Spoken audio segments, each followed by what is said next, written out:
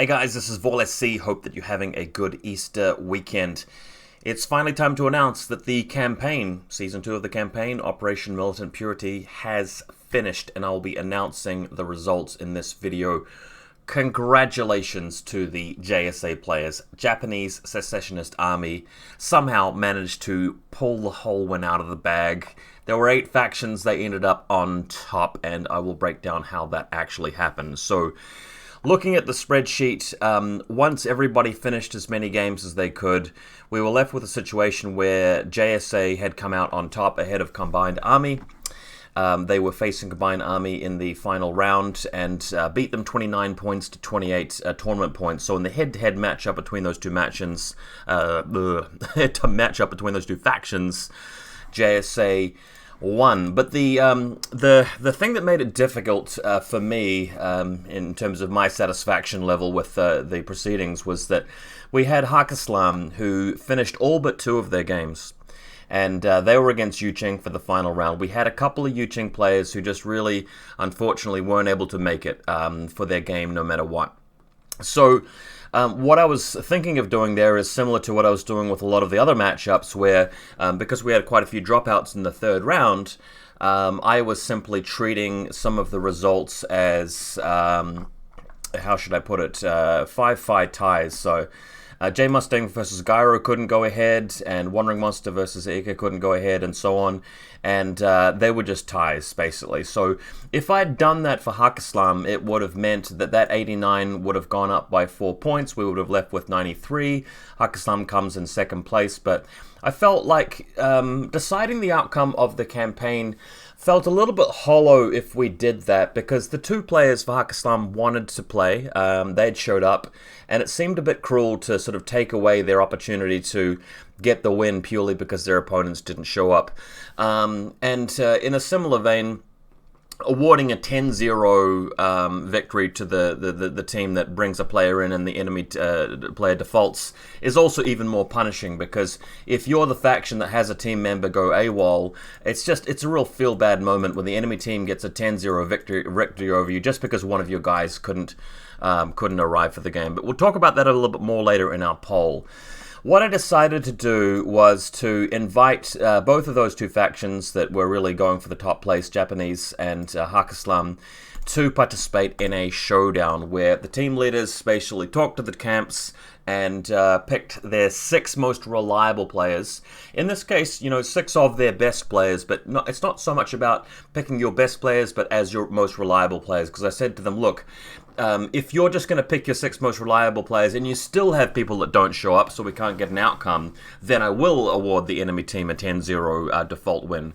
Fortunately, though, all 6 players from both sides showed up promptly and played their matches. We had Bison beating Cobra Prime 4-0, Theronth beating Madman 4-0, and then Temporal Distortion losing to Zarich 0-4, Mazrex losing to Agile 0-4 as well. East of Irem, I'm told this was a very close game that could have gone either ways, but East of Irem lost to Team Max 1-3, and then the final decider match, couldn't have picked two better players to put that between. Unfortunately, I didn't see the actual game, but Persian versus Papu, and Papu obviously did very well to defeat him there, so JSA have won it on the decider showdown, which is a first for me bringing in this new round system for the campaign, but I think we can all congratulate JSA on winning here, and what I've said to them is that they can come up with a name for one of our voice channels as a prize, and I'll also let them keep their Discord chat channel in their secret base going for a bit longer. Everybody else, I will be disbanding the group roles within Discord, so say goodbye to the friends that you've made. Well, obviously not permanently goodbye, you can still chat with them, it's just you won't be able to chat with them within the context of that secret base group.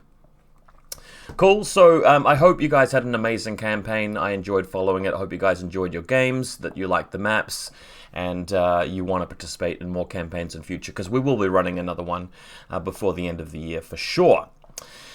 End results, technically I would place Hakislam in 2nd place over Combined Army, just because no matter which way you cut it, with those 2 unplayed games, they're either going to get draws or wins from them. So it really is 1st place Japanese, 2nd place Hakislam, 3rd place Combined Army. Everybody else is a distant 3rd and beyond, so Pano in 4th, Yuching 5th, Aleph 6th, Nomad 7th, and Ariadna lucky last. I heard somebody in the chat asking whether Ariadna, just has the largest share of weaker players in this tournament, or if it's a sign of the times with the Ariadna faction not being that great. I wouldn't say that it's one specific thing, and that's going to be a theme of what I'm going to be talking about next. So, with JSA pulling out the win, I know that some people are going to hear about that and watch this video and follow the campaign and then go around to all their friends saying, wow, JSA is a much stronger faction than we thought. And fair enough. There are two extreme points of view here. If your view is, oh my god, JSA is just one of the best top tier factions now, they're just absolutely strong and amazing because of this result, I would say that's wrong, and I disagree with that. I'm not disagreeing specifically that they're a strong faction. What I would disagree with is people watching this and coming to the conclusion that this is evidence of a faction being really, really, really, really strong. That is just not true. And the other extreme is where somebody says, oh, look, it was just the players they had on their team, and it was about luck and, happenstance, and it's just, this result is not an indicator of the faction whatsoever. I would also disagree with that. The reality and the truth is somewhere between those two extremes, right? So we've learned a bit more about the power level of this faction during this campaign. We have gained a bit more data about, what players you need on your team to be really good. And we've had it confirmed to us that luck still is a massive factor in Infinity. If we go to the teams and we look at the champions we just crowned, let's have a look. So, winning campaigns of this nature really is all about what percentage of your team are really strong, experienced Infinity players. And to be honest, the Japanese group has quite a few there. So Bad Lasser, very experienced. Cobra Prime, very experienced. Agile Arrow, first time me seeing him in one of my events, but he did very well. Shokishar and Zarich, they started out in sort of the lower tiers of my events, but they've been getting stronger and stronger, and they're practicing, so these guys are not noobs. Same with Madman. Aeon was one of the weaker players, in fact, the weakest player in the previous campaign, but he went through my coaching. There's that video on YouTube where I was explaining to him how he could improve, and he's done that. Ifbun didn't do well in this campaign, but he has performed fine in the past. Team Max, haven't really followed his progress in previous events, but he's won his games there. Aloha is a guy that I know in real life in my country, and he has an understanding of how to play. He's not completely, unequipped in terms of, the rules and experience goes. Drag Lewis, I played him, he's very competent. Axel is very, very good. Papu is one of the best, and Minas is, another top 10 kind of tournament kind of player. So it's a pretty stacked team if you then go and compare it to some of the other teams. Like we look at Ariadna, who came last, and there are quite a few guys here who really just don't have a lot of experience with Infinity and TTS tournaments, and I would say that would include Wandering Monster, Bomb Track, and Ryan J. Sorry guys if this is offensive to you, and correct me if I'm wrong, but Gold Up, some of these guys just don't have as much experience with my particular TTS format. You may be very good Infinity players, but I'm just saying that compared to some of the people in other factions, you may be a little bit behind on that, which is fine. So again, I mean, we had Combined Army come near the top. They almost won. They have the massive contingent of Russian players who are very, very competitive. And on top of that, they've got Maslow and they've got Brook. They've got guys who have that experience.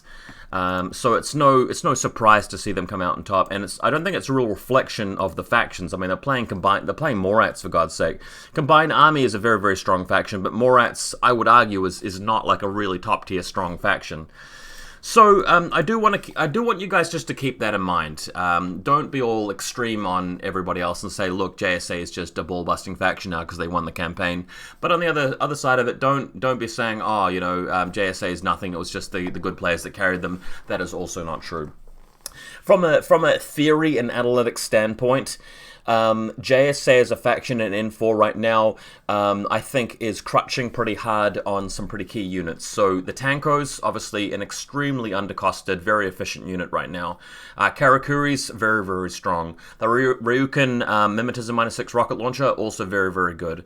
They've got a lot of cheap cheerleaders. They can take the bots, the Kaisotsus, and Shinobu can pull out a lot of stops. I particularly like Miyamatu Mishashi.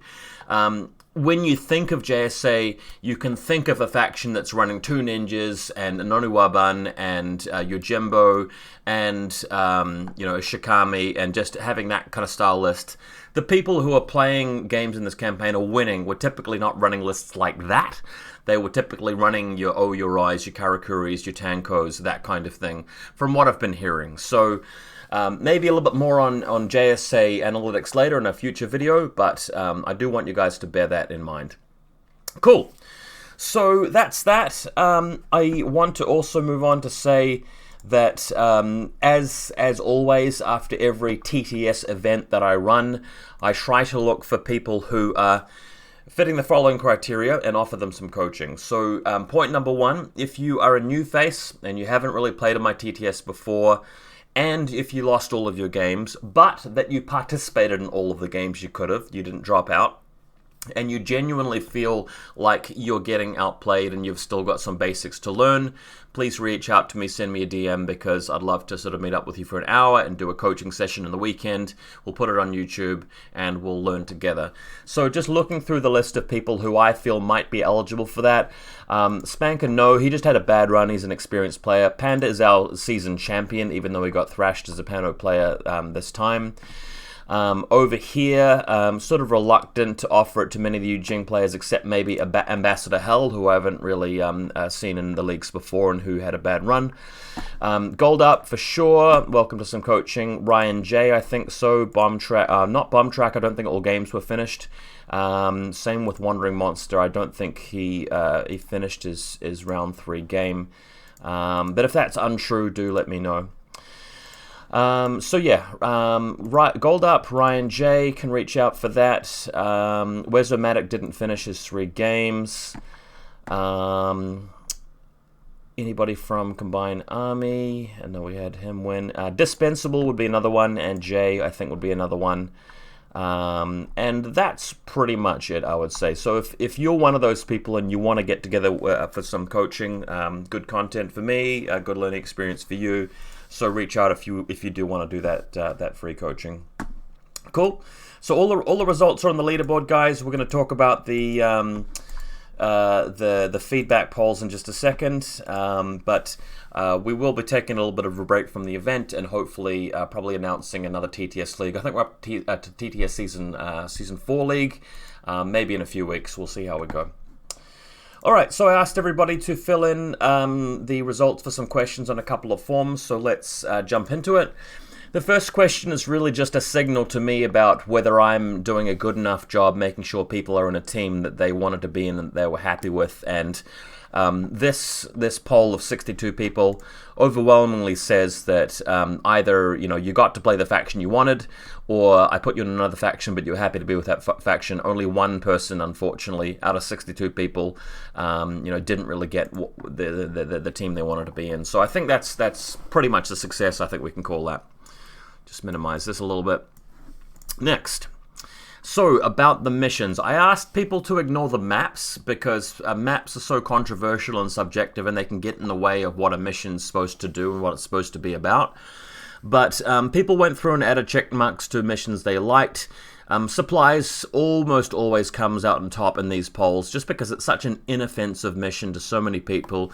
Every faction can do it. It's a good mixture of actually using specialists and non-violent methods of actually scoring objectives by grabbing and running, but also mixes in the hunt for the objectives and the ARO games. So supplies has been a tried and tested favorite for a long time, and that's why I'll continue to keep it in my events.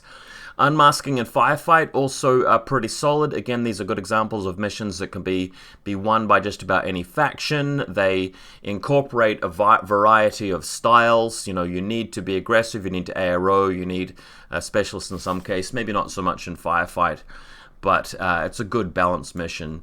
We had a few that were not voted so much. Recovery, I think that my version of Capture and Protect still isn't really enough far removed from that mission and still has the same problems. It doesn't help, too, that the map for that particular mission was extremely open. That may have slanted people a bit much. Tempo War, that was the monkey map, and again, I think the map was so awkward for some people. They think of that map and have marked the mission down a little bit as a result. Similarly, Supremacy is not really a big favorite one, and Tempo War similarly is one where you're just having to move out, grab the quadrants, and put yourself in harm's way, and a lot of people have bad experiences on those kinds of maps. Mind Wipe also is a mission which can be very hard for some factions to do, so I think that's one reason why it got downvoted. So guys, I'll be taking all this into account. I'll probably put out another poll, like a pre-season poll before our next event, telling you guys maybe 7 or 8 missions that I like and getting people to vote for them, just to make sure we have missions that are appropriate for the most number of people. Okay, so we brought in some campaign mechanics this time. There was the GSP system, which I tried out for round 1 and tried out for round 2, and then I kind of got rid of it for round 3. It was really just a big test, and I'm grateful for people bearing with me on that one, changing it up. I think that that mechanics like that are fun. They give the faction commanders something to do, and for the team something to talk about, other than like what list are you running, what mission are you on. The GSP system is something which makes it feel a bit more narrative and fluffy and us versus them for the other factions kind of thing, and it makes it feel competitive. So most of you guys actually voted for the exact system that we used in round 1 and 2 of this campaign. The option that got the second most votes was actually the system we used in the previous campaign. So I'll be thinking carefully next time around about which direction to go. But you guys have given me feedback here that the way of doing it, which we've been using, has been pretty decent. It just needs refinement, I think. Nobody really wanted the missions to be completely randomized for everybody, so we'll dispense with that.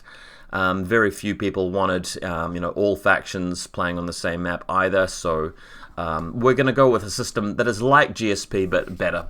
So I'll take what I've learned, I'll learn from the mistakes of this campaign and give you guys an even better GSP system next time. Okay, so this one was a real controversial one, a lot of talk about it. How do you feel about other people talking about what rules you got wrong while you're playing? Please think of yourself as the player rather than the spectator when considering your answer to this question. So this upset a bunch of people when they were either watching their friends and their teammates play during a game and their opponent was just completely botching things, and it made the game feel really compromised, and people hated spectating games like that. Also, it was upsetting for a few people who got to the end of their game and then got told immediately afterwards, oh, actually, you guys forgot about this really obvious rule, and the game would have been totally different if you'd known. So it's upsetting to some people. But look, here is the actual data. It's a fair question. I think I've given some fair answers, and we've had 62 people vote. So this is not from me, it's from you guys. 47.5% people said, you don't mind having a specific person or people interrupting the game, but only if we've ordained them first, given them permission initially. So you've nominated somebody to be a judge before the game starts. People aren't just coming into your chat and just interrupting your game. So that's what most of you guys want, and that is the current system that we're using. Make sure that you understand that.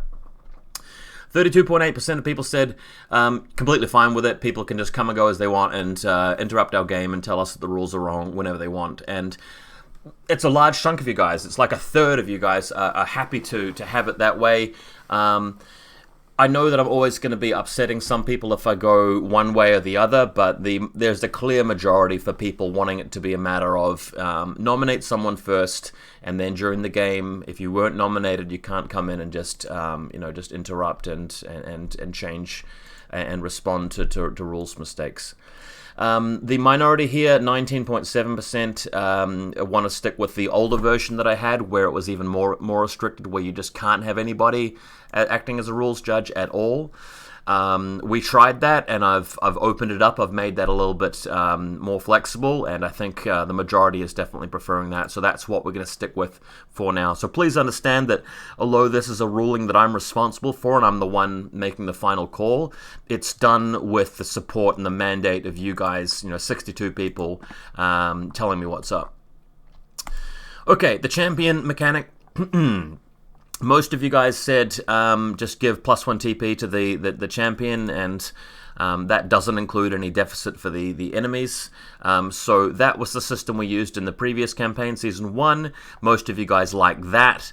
Then the 33.9% here is allowing teams to wager a tournament point, which is what we did in the first couple of game rounds of this campaign, which was fine, but fewer of you prefer that compared to just the straight up +1 awarded to the team, so it's not so swingy.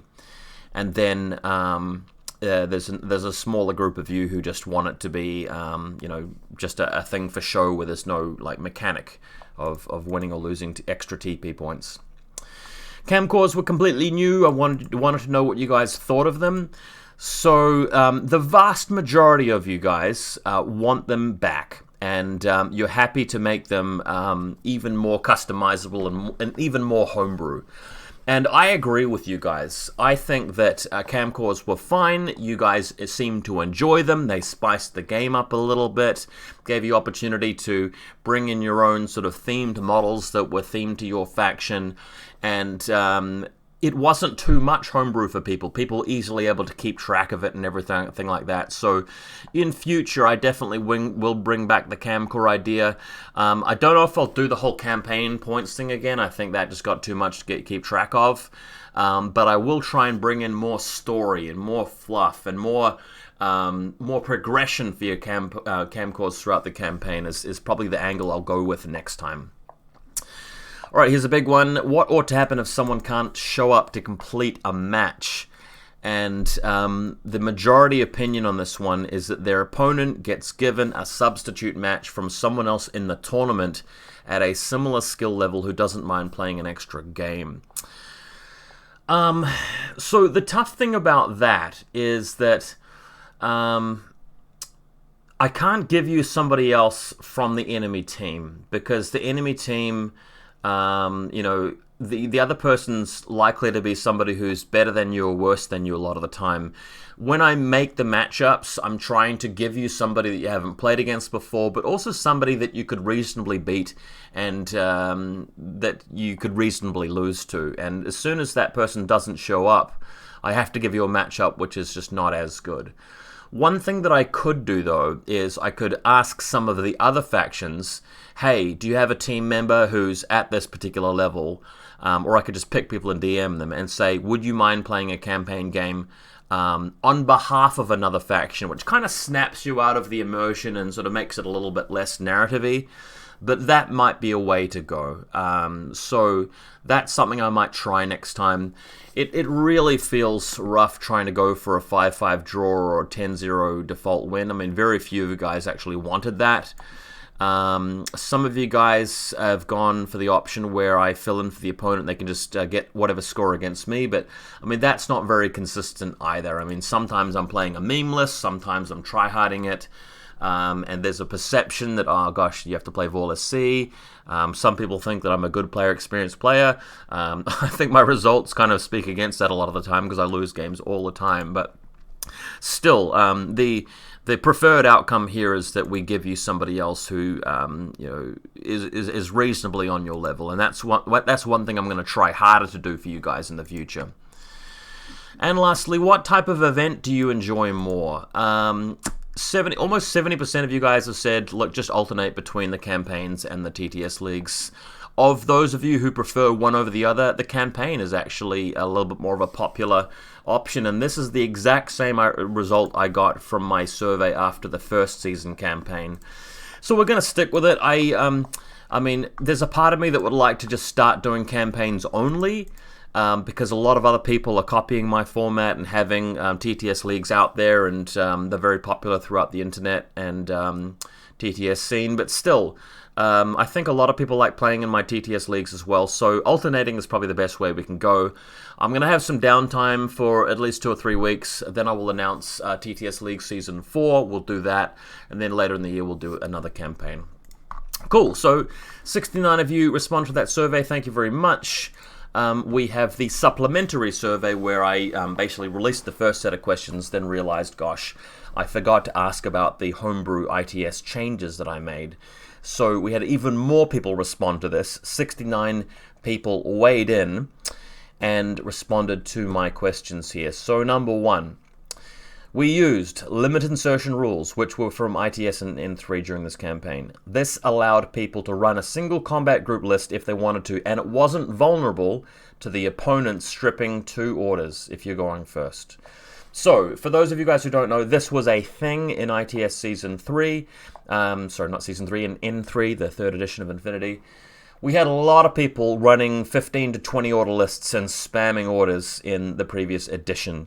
And almost nobody ran a 10, like a single combat group list. Then Corvus Belli came in and said, hey, look, if you guys really want to try that, we'll take off one of the handicaps, we'll release the brakes on that and say, look, your opponent can't restrict you to 8 orders kind of thing, or to strip 2 away if you go first, and that's a big deal. If you're playing a 10 order list with no bonuses and you have to take the Alpha Strike and you've only got 8 orders to do anything, it's so easy for your opponent to stonewall you and stall and sort of just avoid you and then get their turn and just walk all over you. So allowing you to have that Alpha Strike of 10 orders was really, really good. Then they brought out the tactical awareness thing, and they have some factions which can pump out 14 to 16 orders in one big go. And some of you guys were a little bit scared of that. Some people think, oh gosh, that's just a bit too powerful. I've been talking to people, and my view on this is that I can't think of a single army list in this edition which is a single combat group, no matter how many tactical awareness orders you put in it. I can't think of a single list which is too powerful on the Alpha Strike if it's not restricted. And nearly 60% of you guys agree with me on that. Forget about this little yellow sector here where people just say they just can't decide, there's no opinion. It's effectively a 60% versus 25% to keep this around. And talking to people, you know, people are saying to me, like, I just don't even understand why Corvus Belli have taken that away. So this is going to be a permanent thing in my TTS events, just so you guys know. Until I can see some good reason not to, this is going to be a thing. Number 2, players weren't required to tell their opponent the willpower value of the lieutenant when rolling at the start of the game in this event. So in current ITS Season 4, sorry, I keep saying that, N4, Edition 4 of Infinity, when you make your lieutenant willpower roll, you've got to tell them what your willpower of your lieutenant is. Which means that after you've deployed, it's pretty easy to spot the enemy lieutenant unless they're running duplicates. So if they've got 2 Fusiliers and their willpower is 12, then you're not sure who the lieutenant is. But if there's one interventor and there's one a moderator, and those are the only 2 lieutenant options, and they were trying to roll for a 15, you know it's the interventor. This is a thing that's come up in the forums. This is something I've talked to a lot of people about. But look, here are the numbers. 69 people have voted. 56.5% of people want this to be the case, where you don't have to tell them the number, and 13% of people want to stick with Corvus Belli's ITS rules. So that is an overwhelming majority in my view. And for that reason, again, in all of my TTS events from now on, you do not have to tell your opponent the willpower value of your lieutenant when making that roll. That is just going to be a thing now. Localized decompression zones weren't used in this event. Pretty even split between picking a side and not really knowing. But again, just completely overwhelming. You guys clearly agree with me that we don't want localized decompression zones in our games. It's a very stupid rule. It makes single burst AROs way more powerful, even though they were very powerful to begin with. And for people trying to Alpha Strike you, run across the board, spray you down with burst, it just makes their task even harder when it actually was pretty hard to begin with, given how many hidden deployment AROs there are, how much hacking, how much crazy koalas, how much stuff you've got to get through, how bad it is to go first in so many missions. You guys are agreeing with me here that we're not going to use them, so I will announce that right now, in all of my TTS events from now on, localized decompression zones are done. We just won't use them. Lastly, Intelcom card rules weren't used. Exactly the same thing. Very, very similar results on the numbers. You guys have said, let's not use them, and same thing. We're never going to use Intelcom card rules in any VaulSC TTS event ever. Because we just don't need that little extra level of randomness in our games. You know, if you're playing a mission where you get to add the points value of your classified card to a zone, and the games come really down to the wire, both people have played really hard out to get to that position, and it's just a matter of like how high was the number that you drew on your random card. If that's the thing determining your game, I really disagree with that, so we are going to kick this out the door as well. So all 4 of the changes that I made to deviate from what Corvus Belli are doing, you guys have all agreed with me on that. Talking to a few people who voted against me on this one, generally the sentiment was, yeah, actually, dude, I agree with you. I just voted the other way because I feel like we need to have things more consistent with Corvus Belli and their events, because we practice not just for your events, but other events around the board. Totally respect that, totally appreciate that. But number 1, I want my events to be as good as they can and competitive as they can, so that's why I'm doing this. And number 2, we need to test this thing. We need to be the part of the community that goes, right, here's how Corvus Belli's games can be better. Here's our proof and here's our evidence. And if that's not there, people are always going to be having that question mark. Well, you know, perceivably, events aren't going to be as good if you deviate from them. And if you come up with home rules which are divisive and splitting the community all the time, that's not going to be a good thing. So they might be right. I don't think they're right. But if we start to gather a bit of evidence, we put this into practice, that's how we can actually start to see a real change. And there's even a possibility that Corvus Belli themselves might one day look at this and go, okay, some people in the community are testing a different version of this. Some people are trying the game without these specific rules.